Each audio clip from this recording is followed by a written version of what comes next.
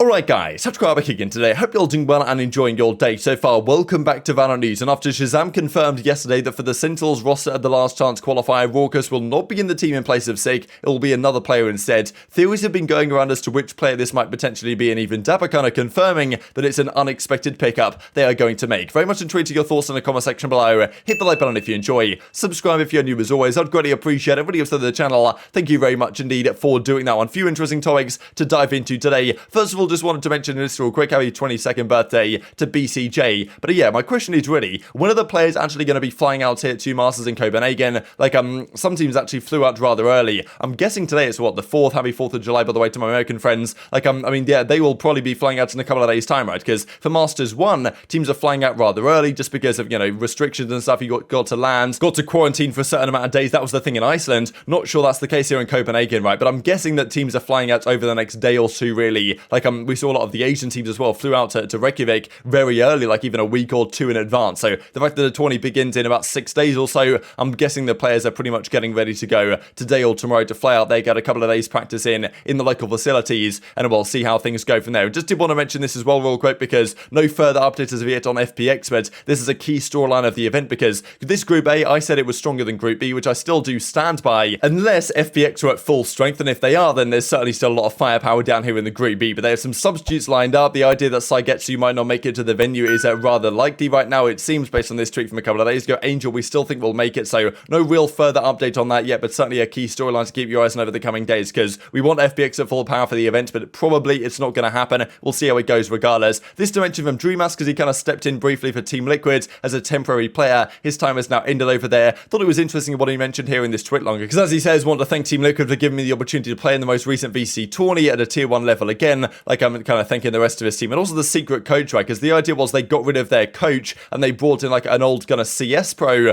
that's out from the French scene that Scream used to play with back in the day, and that seemingly hasn't been confirmed yet. So that's kind of why he says secret coach right here. So thought that was rather interesting anyway. But of course, Streamer's looking for another opportunity coming up just around the corner, more than likely, depending on how things go. Let's talk about this as well, because of course last night it was that we talked about the GameChangers drama yesterday with the Cloud9 White girls getting forfeited, forced down to the losers bracket, and that to make their run from there. They do qualify anyway, even though it got a little bit suspect for them at the end of the day. This is actually the bracket that Sapphire points out right here for the GameChangers at the main event number 2, effectively. And Immortals will play Cloud9. So that's good to see, because of course that Immortals versus Cloud9 was the matchup that was meant to happen. The Immortals team was like, okay, we really want to play Cloud9 White, we really want to try and take these girls down, and in the end they couldn't play the series because Riot decided no, well, Cloud9 didn't tell us that you couldn't get here in time, because effectively the client was causing some issues. Cloud9 White turned up 2 minutes late to their match, and Riot said no, you're getting forfeited, unlucky. There's even though Immortals want to play you and both teams want to play, we're not going to let you do it anyway. So eventually they will get a rematch here, because Cloud9 did qualify through the losers bracket anyway. So this is kind of the brackets here for the playoffs. But yeah, this is the closed qualifier. This is the kind of forfeit series that Cloud9 lost that we looked at yesterday. And then a losers bracket, they beat Zero Marksman, beat Gen.G Black, and then they beat Misfits Black 2-1. Like, yeah, definitely was not easy at all. But they did qualify in the end, along with a team called Ariana Grande Perfume that also qualified. So congratulations to everyone that did make it. This is the main event with the bracket, as you guys can see. And yeah, Immortals Cloud9 White will be a rematch. So looking forward to seeing how that one goes over the coming days. Let's talk Sentinels then. So of course we've seen this from Sig and ShahZaM saying always here for you, and the idea that Sig might have been returning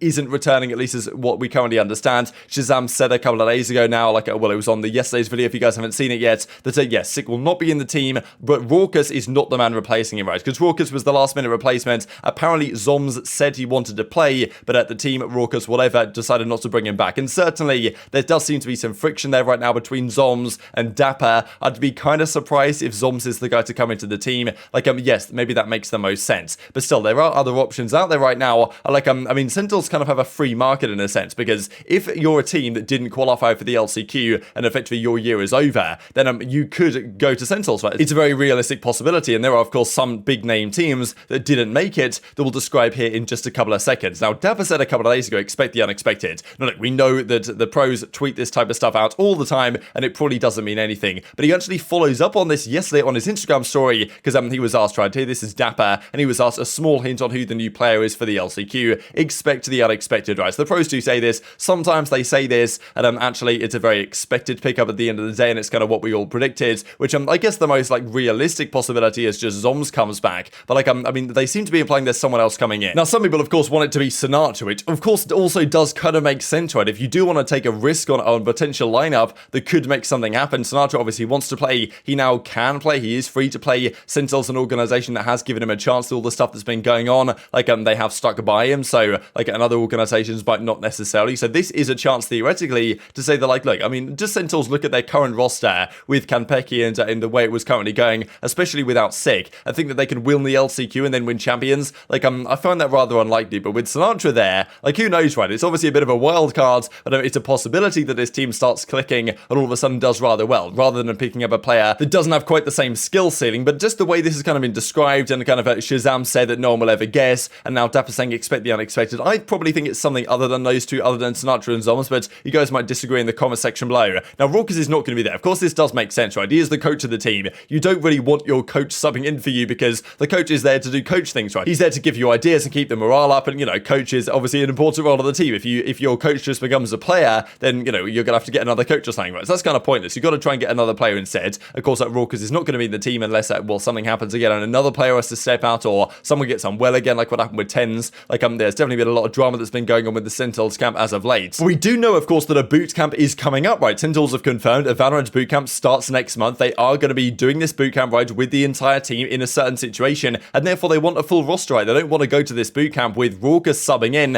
and then they can't even get good practice because they're not playing with their full team. So the idea of doing a boot camp, this is what we talked about with 100 Thieves, right, and other organizations that are well managed, is that 100 Thieves said, okay, look, our team is terrible. Let's bring in DDK, bring in Sean Gares, build a talented player of relatively young guys that don't have much experience, don't have much a big name talent effectively, and it will pick them out to have a proper team structure with a proper coaching environment, a boot camp situation that's going on, playing in the same facilities. And that organization made an awful lot of progress doing exactly that. Even TSM, when they did their boot camp, they kind of did the same thing, right? So Sentinels could benefit a lot from doing a boot camp. ShahZaM said he's wanted to do some for quite some time as well, but of course they're going to want a full team of players if they actually want to make this as successful as it can possibly be. Now, these are the standings, right? So here it goes. Currently, it's OpTic and the Guards that have the most points, but if xNed do rather well at Masters, which is you know, very possible, then they will be the team to potentially overtake the Guard right here and get that guaranteed spot for champions. I'm pretty sure xNed, after winning the playoffs in North America, they should have more points than this. But regardless of what happens here, these are the teams that didn't make it to the LCQ. So Ghost Gaming, by getting double first rounded at the playoffs, they blessed Sentinels, right, to give them the chance. If Ghost Gaming won one single series, they would have had more points than Sentinels and been through to the LCQ. But as it turned out, Sentinels are just about the 10th seed here for, well, in the North American side. Therefore, they just about made the LCQ. Shopify Rebellion now, of course, the Luminosity Gaming squad. But of course, big name teams missed out. So you got the likes of Version 1. They failed to qualify for the LCQ. That means their season is done. Ghost Gaming, of course, who got Sentinels to that point by losing both series, their season is done despite looking like one of the best NA teams in the kind of main event regular stage. Knight as well at TSM, also they failed to qualify as well. So there are plenty of players on these teams here that currently aren't going anywhere. They've got nothing to do for the rest of the season. If Sentinels want to get them, they most certainly can. Which players might you consider here? This, of course, is the Ghost Gaming lineup. These are the players on the team: Qualanoob, Nismo, Proto, Brock.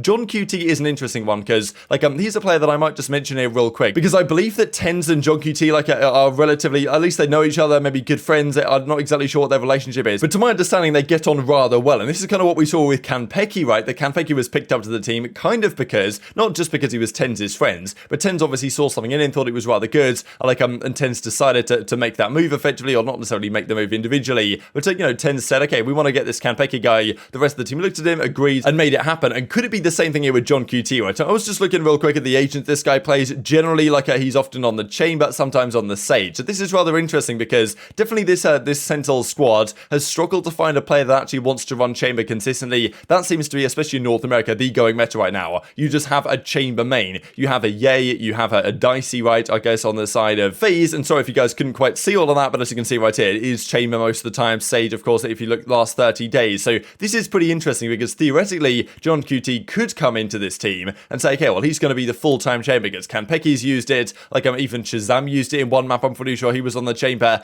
Dapr was on it. Like, TenZ, like, it doesn't seem to want to use it really. And therefore, you are going to need a chamber player. John QT could be that guy. Of course, like, if Sick is gone, they're going to have to figure out who's running the smokes. Like, maybe Dapr steps into that role. It's tough to say what they're going to do with role composition here, but I feel like bringing a guy like this in could make a fair bit of sense. Of course, like, you know, a player that's definitely, well, reputable in the scene, was doing great things with the Ghost Gaming team not very long ago at all. So he's certainly an option. There are other options as well. If you look at the version 1 squad, you got all of these players that, well, did great things during stage 1, but fell off pretty massively in the entirety of stage 2, right? So definitely tweet your thoughts on this down below. There are players out there. There are players, especially on Ghost version 1, other teams teams like it. TSM, I think, is rather unlikely, but there are possibilities out there of players that Sentinels could target, could pick up. They reckon it's an unexpected move. Definitely intrigues your perspective in the comment section below. Which player would you like to see? Like, or is it just going to be Zoms or Sinatraa or something, which would also be rather interesting as well. But I feel like it's going to be a player from one of the other teams, and they're going to try and do a Kanpeki thing once again, but who knows what that means for role dynamics and all these type of questions as well. So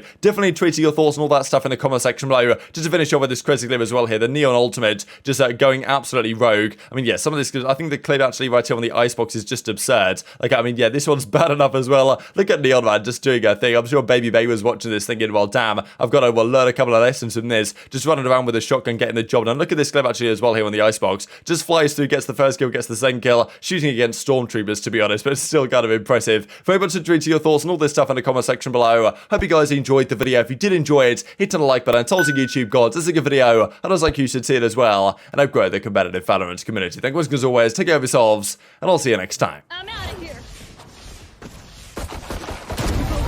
Go. There's a surface. Fuck the bottom! Go.